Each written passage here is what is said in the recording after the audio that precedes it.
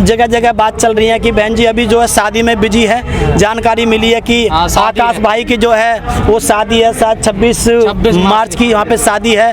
तो उसके बाद में जो है फिर बहन जी शायद फिर जो है फील्ड में आने की। शादी से तो खुश है ना आप लोग? पहले भाई तो बहुत अच्छी बात है कि भाई की शादी हो रही है, लेकिन जो है ये जो है अब देखते हैं बहन जी। अफवाहें फैलाए जा रही हैं, अब तो सब सही। हाँ, ये लोग बोलते थे कि सतीश मिश्रा जी की परिवार में वो लोग शादी कर रहे हैं, लेकिन बहन जी का एक मैसेज दे दिया है कि आप लोग गलत ना समझें। तो जो है हाँ बिल्कुल, समाज भी खुश है और लोग भी खुश हैं। जितने लोगों से मेरी बातचीत होती है, जो बीएसपी ने गांव की तरफ जाइए, गांव की ओर जाइए, ये जो अभियान चलाया, इससे कितना फायदा होगा? देखिए, जब बीएसपी गांव की तरफ गई है साहब कांसीराम के समय में, क्योंकि साहब ने कहा था हमारा वोटर जो है वो गाँव में रहता है, शहर में नहीं रहता है, तो इसलिए गाँव की तरफ जाना हमारा बहुत जरूरी है। जब से बसपा ने गाँव में जाके काम करना बंद किया है तभी से बसपा डाउनफॉल गई है। तो इसलिए बहन जी ने उस नस को पकड़ा है और बहन जी ने फिर से जो है ये मैसेज दिया है कि आप लोग गांव चलो अभियान कार्यक्रम जो है दिया है। इससे बहुजन समाज नेता जाएंगे गांव की तरफ या रास्ते से लौट कर बहन जी को गुमराह कर देंगे? देखिए देखिए बहन जी का जो आदेश जो देती हैं बहन जी, वो तो ये सोच समझ के देती हैं कि ये लोग उसको फुलफिल करेंगे और उस बहन जी को आदेश को फुलफिल करेंगे। अगर वो नहीं कर पाते हैं तो इसमें गलती बहन जी को तो नहीं है। हम लोग तो पहले से ही गाँव ऐसे नेताओं का क्या किया जाए? हम भी कई नेताओं को जानते, कहते हैं हम गाँव जा रहे हैं, पता चलता है एसी में घर सो रहे हैं। नहीं तो बहन जी ने कहा है ना कि आप जाकर के हमको रिपोर्ट भी देनी है ना, रिपोर्ट भी देनी है। दूसरी बात, सोशल मीडिया पे आप डालिए ना, तो सोशल मीडिया से आप झूठ नहीं बोल सकते, तो वहाँ पे जाके दिखाइए कि हमने क्या काम किया हमने गाँव में जाकर के। सर आप ये गाँव जा रहे हैं, कितने फीडबैक मिल रहा है? देखिए, मुझे ऐसा लगता है कि अगर हम लोग गाँव नहीं जाएंगे तो हम लोग वोट % हमारा और डाउन चला जाएगा, तो इसलिए गाँव जाना हमारा बहुत जरूरी है। देखो, आपने देखा होगा सोशल मीडिया के माध्यम से हम लोग गाँव जाते हैं, एक आवाज़ पे लोग इकट्ठे हो जाते हैं और उसके बाद में देखो, मैंने तो एक काम और चला रखा है, मैंने अपनी गाड़ी के ऊपर साउंड सिस्टम लगा रखा है, डीजे सिस्टम लगा रखा है, उसी पे जनरेटर है, महापुरुषों का लोगो है, उसी पे एम्पलीफायर है, उसी में जाके मैं बोलता हूँ कि भैया मैं आप लोगों के पैसे से ही मैं चलता हूँ, 10-10 रुपये भी मैं बॉक्स में डलवाता हूँ साहब कांसीराम जी की तर्ज पर।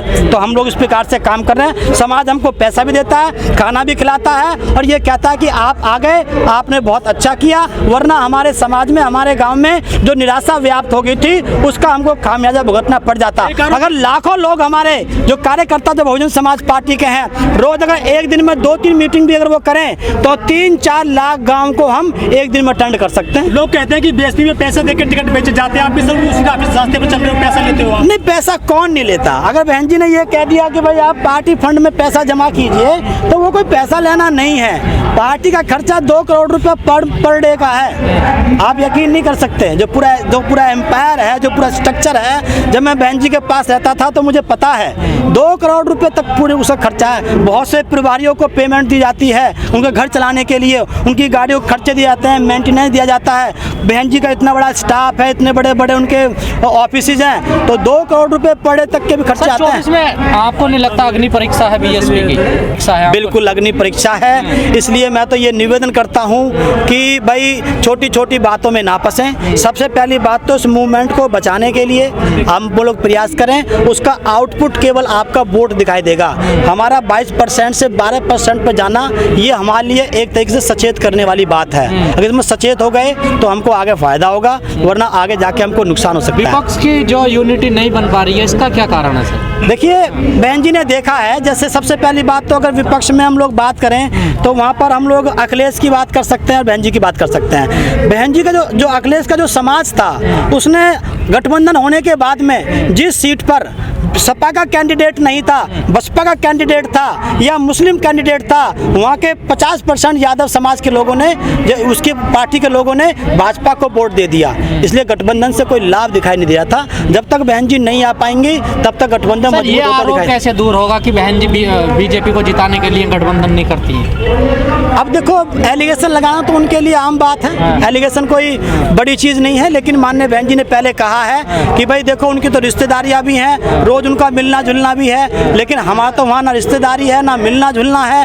हमने तो समर्थन लिया है, कभी हमने समर्थन दिया नहीं है। आपने देखा होगा रोज़ अखिलेश वहाँ पे चाय पीते दिखाई देते हैं, वहाँ पे सुबह लड़ते हैं उसमें विधानसभा के अंदर, शाम को वो चाय पीते हैं और उसके बाद में वो प्लानिंग करते हैं कि भाजपा आपको बसपा के खिलाफ जाके ये बातें करनी है। तो अगर बीजेपी से मिला हुआ है तो वो तो अखिलेश यादव जी मिले हुए हैं। मैंने तो पहले भी कहा कि जब जब सपा की सरकार आई है उत्तर प्रदेश के अंदर, तब तब भाजपा को फायदा हुआ है। सपा सरकार में सबसे ज़्यादा हिंदू मुस्लिम झगड़े हुए, उससे फायदा भाजपा को हुआ है। जब बसपा की सरकार आई है हिंदू मुस्लिम झगड़ा नहीं हुआ है तो भाजपा को फायदा नहीं हुआ। साहब कहते थे दलित मुस्लिम करो विचार, कब तक सहोगे अत्याचार, तो क्या मुस्लिम आएगा इस बार? आएगा 100%। जो बड़े बड़े मौलवी हैं जिन्होंने जो फरमान जारी करते हैं अपना वोट डालने के लिए, किधर वोट डालना है, वो सब बहन जी से आकर के मिल लिए हैं। बहन जी से उन्होंने कहा है कि बहन जी हम पे गलती हो गई है, जितना वोट हमने सपा को दिलवाया है अगर इतना बसपा को दिलवा देते तो भाजपा हमको दिखाई नहीं देती उत्तर प्रदेश के अंदर। देखिए सही, जो ठाकुर समाज के जो जितने भी माफिया हैं उसमें से किसको मिट्टी मिलाया आपने? राजा भैया से बड़ा कौन माफिया है?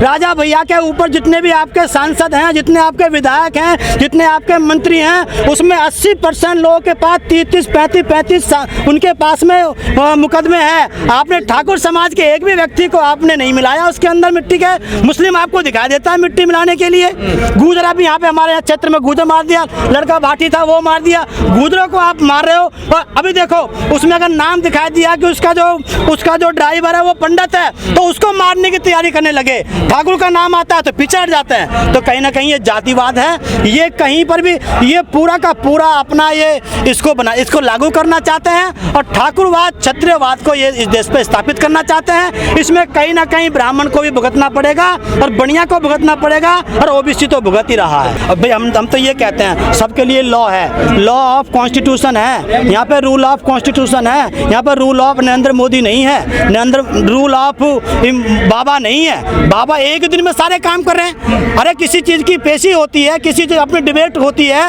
उस पर अपनी बात रखी जाती है, दोनों पक्षों को सुना जाता है, उसके बाद जाके कोई फरमान जारी होता है कोर्ट के द्वारा भी। आपने एक दिन के अंदर सारे फैसले ले दिए। यहाँ पर रूल ऑफ योगी नहीं है। इसका खामियाजा भाजपा को वोट देने वाले लोगों को भुगतना पड़ेगा। एक दिन ये आतंक उनके घर तक भी पहुँचेगा। अब एससी की जमीन लेने के लिए डीएम की जो है परमिशन लेने की जरूरत नहीं पड़ेगी, क्योंकि उनके लोग लेने वाले हैं ना। हमारे समाज के लोगों को दबाव में लेकर के वो उनको पैसे देते हैं और उस पर ब्याज लगाते हैं, चक्रवृद्धि ब्याज लगाते हैं और 100 रुपये की चीज़ को 9 रुपये में दे करके ब्याज पे फिर 100 रुपये बना करके उसमें वो लिखवाना चाहते हैं ना। तो कहीं ना कहीं उनकी मंशा वही है कि ऐसी समाज जमीन से मुक्त हो जाए, जमीनहीन हो जाए। सर दिल्ली में एक बड़ी घटना हुई है, दिल्ली राजधानी है देश की, वहाँ पर एक मोची ने वर्मा लिख लिया सरनेम, तो उसका नाम हटवा दिया है। क्या दलित को भी सरनेम लगाने का? देखिए गलत है। कहीं ना कहीं जिस व्यक्ति ने सुना, शायद वो वकील है, शायद उसको पढ़ना चाहिए। हाँ वो भी सी है, कुर्मी पुर्मी होगा हो सकता है बेचारा वो।